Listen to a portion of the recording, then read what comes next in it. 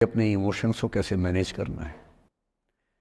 जब जीवन में ऐसा लगे कि सब खत्म हो गया है, जब जीवन में लगे कि बहुत टॉक्सिक किस्म की लाइफ हो गई है, उससे बाहर कैसे निकलें, शायद ये सबसे महत्वपूर्ण लेसन होता है जो हम सबको सीखना चाहिए।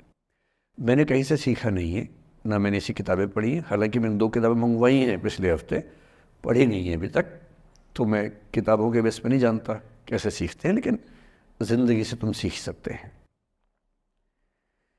इन कहानियों का सबका एक ही सार है, वजह अलग अलग है। एक व्यक्ति ने इसलिए अपना जीवन समाप्त किया कि वो रिश्ता उसके हाथ से छूट रहा था। एक ने इसलिए जीवन समाप्त किया कि रिश्ता बन गया था, पर समाज के दबाव, घर के दबाव मैनेज नहीं कर पाए। एक ने ज़िंदगी भर शादी नहीं की सिर्फ इसलिए कि वो पुरानी यादों को भूल नहीं पाया। अरे एक बार गलती हो गई तो हो गई, आगे तो संभावना जीवन में है भाई, क्यों इतना हावी रखने उसी दिमाग के ऊपर। कुछ लोग देश की सबसे अच्छी नौकरी में होकर हर पैमाने पर सफलता की हर कसौटी पे खरा उतरने के बाद जीवन नहीं बचा पाए, क्योंकि दूसरों की नज़र में आप बहुत सफल हो जाए, अपनी नज़र में शून्य हो, तो फिर जीवन कैसे बने, जीवन कैसे बचे। इन सारी कहानियों का मूल भाव एक ही है। अगर आप खुद को हैंडल नहीं कर सकते तो दुनिया को क्या हैंडल करेंगे। दुनिया को हैंडल करने से पहले खुद को हैंडल करना सीखना पड़ता है, और उसका सबसे आसान जो रामबाण उपाय है उसको बोलते हैं द आर्ट ऑफ लेटिंग गो। जाने दो। वो अफसाना जिसे अंजाम तक लाना ना हो मुमकिन, उसे एक खूबसूरत मोड़ देकर छोड़ना अच्छा। साहिर ने लिखा। प्रेम की दुनिया के बारे में साहिर से अच्छा कौन लिखेगा। तारुफ समझते हैं, तारुफ मतलब परिचय, इंट्रोडक्शन। कहते तारुफ रोग बन जाए तो उसको भूलना बेहतर। अरे परिचय हुआ किसी से, आपकी भाषा में इंट्रो हुआ, यही बोलते हो ना आप लोग, इंट्रो हो गया। इंट्रो हुआ, दोस्ती हुई, बाद में लगा रहे यार ये तो ऊट पटांग आदमी है या ऊट पटांग लड़की है, छोड़ो फिर, ऐसा क्या लोड लेना है। तारुफ रोग बन जाए तो उसको भूलना बेहतर, ताल्लुक बोझ बन जाए तो उसको तोड़ना अच्छा। वो अफसाना जिसे अंजाम तक लाना ना हो मुमकिन, उसे एक खूबसूरत मोड़ देकर छोड़ना अच्छा। बस करना यह है कि खूबसूरत मोड़ देकर छोड़ना है, हाथ में तेजाब की बोतल लेके नहीं। और आज की पीढ़ी का ये समझना बहुत ज़रूरी है कि छोड़ना भी अच्छे तरीके से हो सकता है। तो मैं उस बात पर आऊँ उससे पहले थोड़ा संक्षेप में समझा दूँ। मुझसे कुछ बच्चों ने पूछा इस बीच में कि जितना आसानी से आप बोल रहे हैं, क्या सच में इतना आसान होता है।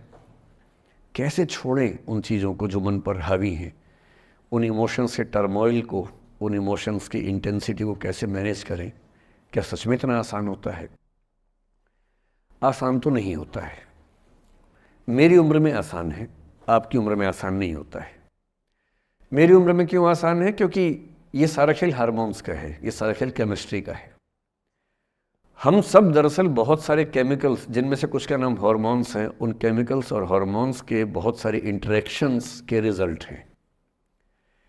इसलिए जब कोई बच्चा जैसे छोटे बच्चे हमेशा उछलते रहते हैं, पेरेंट्स थके रहते हैं, ये इन सबकी केमिस्ट्री का परिणाम है, शौक का मामला नहीं है। आपकी उम्र जो होती है, किशोरावस्था और युवावस्था की शुरुआती उम्र, मैं मान के चल रहा हूँ कि आप सब लोग 17 से 22-23 के बीच के लोग हैं, बच्चे हैं। कुछ तो अभी शादी भी नहीं कर सकते होंगे, वो वाले होंगे ना। लड़के तो नहीं कर सकते होंगे भी, 21 के कहाँ हुए होंगे, तो वो वाली उम्र आप लोगों की है। इस उम्र में इमोशंस का टर्मोइल, इस उम्र में इमोशंस का बिखराव इतना ज़्यादा होता है कि संभालना बड़ा मुश्किल होता है। जैसे जैसे आप मैच्योर होंगे, बड़े होंगे, बूढ़े होंगे, बूढ़े और मैच्योर काफ़ी हद तक समानार्थक शब्द होते हैं। बूढ़ा आदमी आमतौर पर मैच्योर हो ही जाता है, और जो मैच्योर हो जाता है उसको लोग बुढ़ा ही बोलते हैं, चाहे वो दोस्त हो आपका। तो मैच्योर होने के बाद मैच्योरिटी के कई लक्षण हैं, 10-20 लक्षण। उनमें से एक ये है कि आपके इमोशंस में इंटेंसिटी उतनी नहीं रह जाती जितनी बचपन में होती है। मसलन कोई आपका दोस्त आपसे कुछ खराब कह दे, आप 3-4 घंटे बेचैन रहेंगे, बार बार मैसेज टाइप करेंगे, फिर डिलीट करेंगे, फिर टाइप डिलीट, वो भी टाइप डिलीट चल रहा है। एक दिन हो गया बात हुए, ना वो पढ़ पा रहे हैं ना आप पढ़ पा रहे हैं, बेचैनी चरम पे है। अब इतना ही मामला है, नाक का सवाल है कि पहले कौन झुकेगा। सारे संबंधों में स्तर इसी बात से तय होता है कि पहले कौन झुकेगा, और जो एक आध बार झुक गया वो जिंदगी भर झुकता है उसके बाद। इससे लोग शुरू में बहुत केयरफुल होते हैं कि झुकना नहीं है। 3-4 ज्ञानी पीछे बैठे ही होते हैं कि नहीं झुकना नहीं है, वो झुकेगा, वो झुकेगी, तू क्यों झुकेगा। इन ज्ञानियों से बचना बहुत ज़रूरी है, ज़िंदगी जहर बना देंगे आपकी। अब दोनों ईगो फाइट कर रहे हैं कि पंजा किसका गिरेगा, इस पर फाइट चल रही है। 2 दिन हो गए, 3 दिन हो गए, उसके बाद एक आध आदमी पिघल जाता है, उसको लगता है भाड़ में जाए यार, बात ही नहीं हो पा रही, तुम ईगो कर रहे हो। फिर वो फ़ोन मिलाता है, ये भी फ़ोन की इंतज़ार में 3 दिन से सो भी नहीं रहा बेचारा, हीरो बेशक बन ले पर बेचैन तो भाई। खटाक से फ़ोन उठता है, अब दोनों कान में फ़ोन लगा के रखिए, कोई नहीं बोल रहा, चुप। क्या बातचीत चल रही है सोचिए, एक भी शब्द नहीं, एकदम चुप।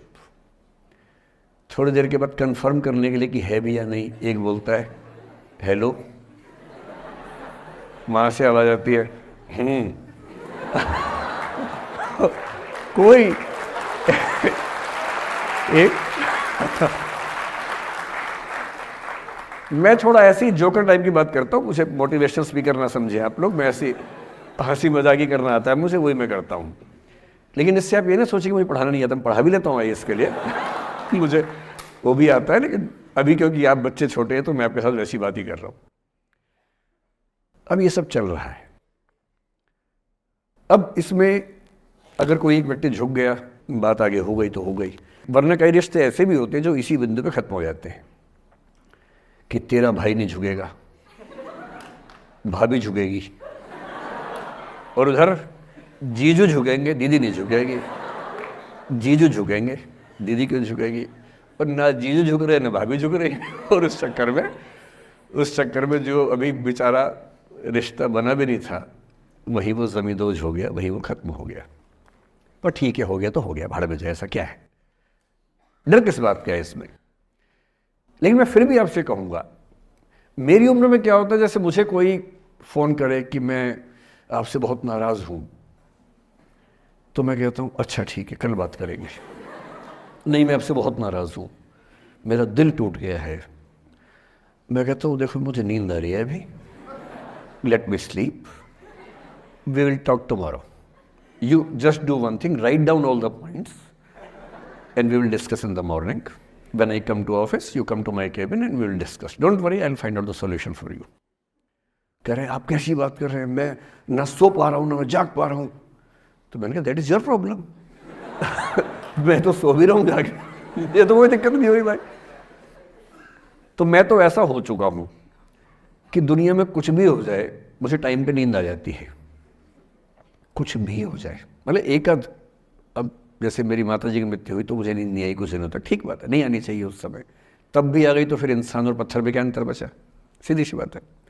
But keeping aside those rare instances, कोई कुछ भी कर ले हमें तो बढ़िया नींद आती है। और मैं ये कहना चाह रहा हूँ, मैंने ये